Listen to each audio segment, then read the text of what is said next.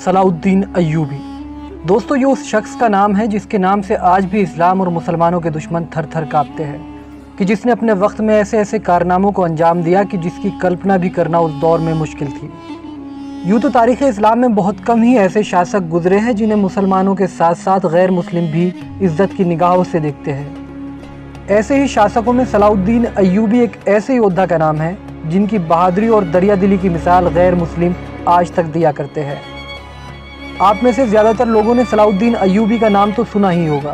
दोस्तों, ये वही शासक थे जिन्होंने बैतुल मुक़द्दस को ईसाइयों से आज़ाद कराया था, और ऐसा करने वाले ये पूरी मुस्लिम उम्मत में दूसरे शासक बने थे। पिछले काफ़ी टाइम से हमसे सबसे ज़्यादा जो डिमांड की जा रही थी वो ये थी कि भाई सुल्तान सलाउद्दीन अय्यूबी पर हिस्टोरिकल वीडियो बनाओ और उनके इतिहास से दुनिया को रूबरू कराओ। तो दोस्तों, आज की हमारी ये वीडियो उसी अजीम सुल्तान के नाम होने वाली है कि जिसने जब तक भी दुनिया में हुकूमत की इस्लाम के परचम को बुलंद रखा। साथ में आपको ये भी बताएंगे कि आखिर वो कौन से कारनामे थे कि जिसने सलाउद्दीन अय्यूबी को उस दौर का सबसे शक्तिशाली शासक बना दिया था। तो दोस्तों, अगर आप सुल्तान सलाउद्दीन अय्यूबी को समझना चाहते हैं तो इस वीडियो को आखिर तक ज़रूर देखें। सुल्तान सलाउद्दीन अय्यूबी की कहानी की शुरुआत होती है इराक़ से। इनकी विलादत सन 1138 के आसपास इराक़ के तिकरीत में बताई जाती है। हालांकि शुरुआत में इनका ताल्लुक़ कोई बहुत बड़े राजघराने से नहीं था, मगर दोस्तों जिस सल्तनत की स्थापना इन्होंने की उसने मिस्र, शाम, यमन, इराक़, फ़िलिस्तीन और हिजाज़ जैसे मुल्कों पर हुकूमत की थी। तारीख़ में उनकी इस सल्तनत को अय्यूबी सल्तनत के नाम से जाना जाता है। इस्लाम में सुल्तान सलाउद्दीन अय्यूबी का इतना ऊंचा मुकाम इसलिए है कि ये वही बहादुर मुजाहिद थे जिन्होंने जालिम ईसाइयों से मुसलमानों के किबला अव्वल यानी बैतुल मुक़द्दस को फ़तह किया था, और उनके इस कारनामे के बाद दुनिया उनको फ़ातह बैतुल मुक़द्दस भी कहने लगी, यानी बैतुल मुक़द्दस को फ़तह करने वाला।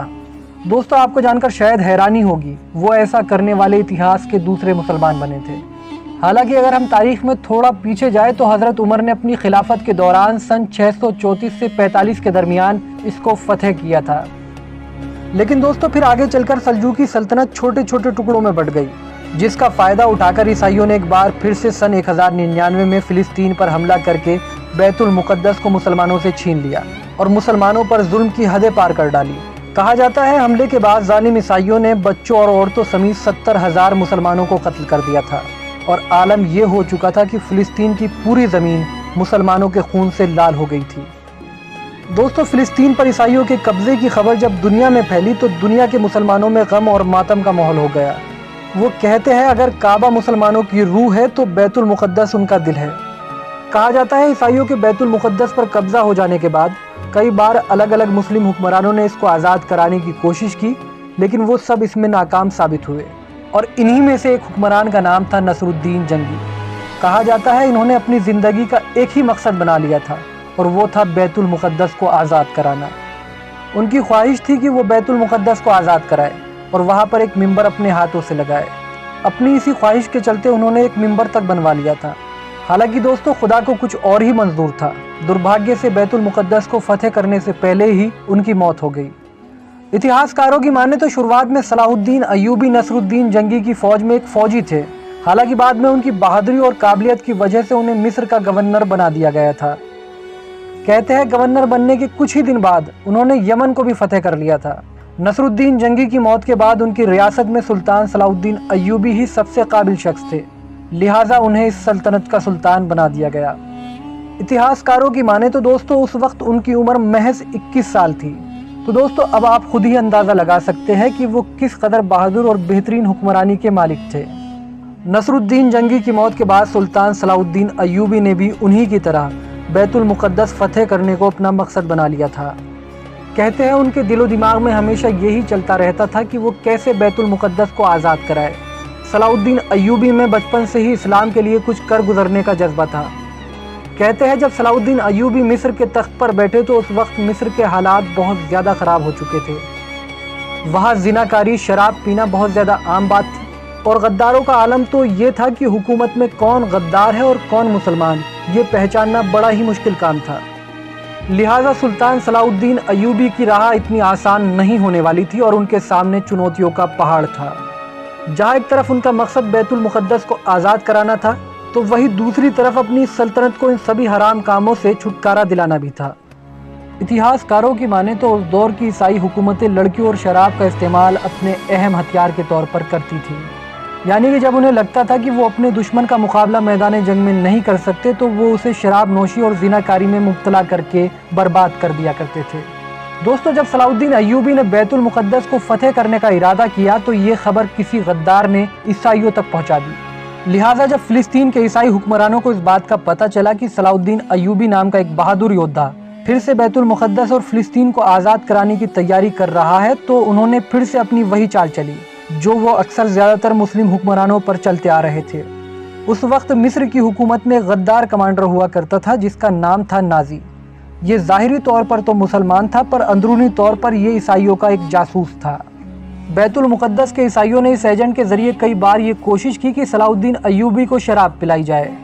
लिहाजा कई बार नाजी ने कोशिश की कि वो सलाउद्दीन अय्यूबी को शराब पिलाने में कामयाब हो जाए, लेकिन जब वो सुल्तान सलाउद्दीन अय्यूबी को शराब पिलाने में कामयाब ना हो सका तो उसने अब दूसरी चाल चली, और वो दूसरी चाल थी लड़की वाली चाल। उसने सबसे पहले एक बहुत ही खूबसूरत लड़की को इस काम के लिए राज़ी किया, और उस लड़की को राज़ी करने के बाद वो जासूस नाजी सुल्तान सलाउद्दीन के पास गया और कहने लगा कि सुल्तान, एक लड़की बहुत परेशानी में है और वो बहुत दूर से चलकर आपके पास मदद को आई है। क्योंकि सुल्तान सलाउद्दीन अय्यूबी एक बहुत रहमदिल इंसान थे तो उन्होंने फ़ौरन उस लड़की को मिलने का वक्त दे दिया। लेकिन दोस्तों, दूसरी तरफ असल में नाजी के इरादे कुछ और ही थे। वो सुल्तान से कहने लगा कि सुल्तान, वो लड़की आपसे अकेले में मिलना चाहती है। इतना सुनने के बाद सुल्तान सलाउद्दीन अय्यूबी उस जासूस नाजी की चाल को समझ गए, लेकिन फिर भी उन्होंने नाजी से कहा कि मैं अपने खेमे में जा रहा हूँ, उसे वहाँ अंदर भेज दो। सुल्तान सलाउद्दीन अय्यूबी की इजाज़त मिलने के बाद उस गद्दार कमांडर ने उस लड़की को ये मशवरा दिया कि तुम्हें जाकर सुल्तान सलाउद्दीन अय्यूबी के साथ गलत हरकतें करना है, और अगर ऐसा करने में तुम कामयाब रही तो जो तुम मांगोगी वो तुम्हें दिया जाएगा। लिहाजा इसी इरादे के साथ वो लड़की सुल्तान सलाउद्दीन के खेमे की तरफ रवाना हुई। लेकिन जैसे ही वो खेमे में पहुंची तो फ़ौरन सलाउद्दीन अय्यूबी ने अपने कंधे की चादर उतारकर उस लड़की को दे दी और उससे कहा कि इस चादर से अपने बदन को ढक लो। उसके बाद उन्होंने उस लड़की से पूछा कि ए लड़की, तुम्हारे माँ बाप कौन हैं? ये सुनकर वो लड़की चुप रही, क्योंकि वो खुद नहीं जानती थी कि उसके माँ बाप कौन हैं। कहा जाता है उस वक्त ईसाई हुकूमत के लोग यतीम बच्चों को कैदी बना लिया करते थे और फिर उनमें से खूबसूरत लड़कियों की परवरिश इसी काम के लिए किया करते थे। सलाउद्दीन अय्यूबी के इस सवाल को सुनने के बाद वो लड़की सिसक सिसक कर रोने लगी और उन्हें ईसाइयों और जासूस कमांडर नाजी के बारे में सब कुछ बता दिया कि असल में उसे भेजा क्यों गया था। उस लड़की की बात सुनने के बाद सुल्तान सलाउद्दीन अय्यूबी ने उस लड़की से कहा कि जाकर उन लोगों से कह दो कि जिस मकसद के लिए उन्होंने तुम्हें भेजा था तुम उसमें कामयाब हो गई। लिहाजा लड़की ने जाकर उन ईसाइयों और जासूस कमांडर नाजी से ऐसा ही कह दिया। ये सुनने के बाद उन ईसाइयों और जासूसों में जश्न का माहौल हो गया।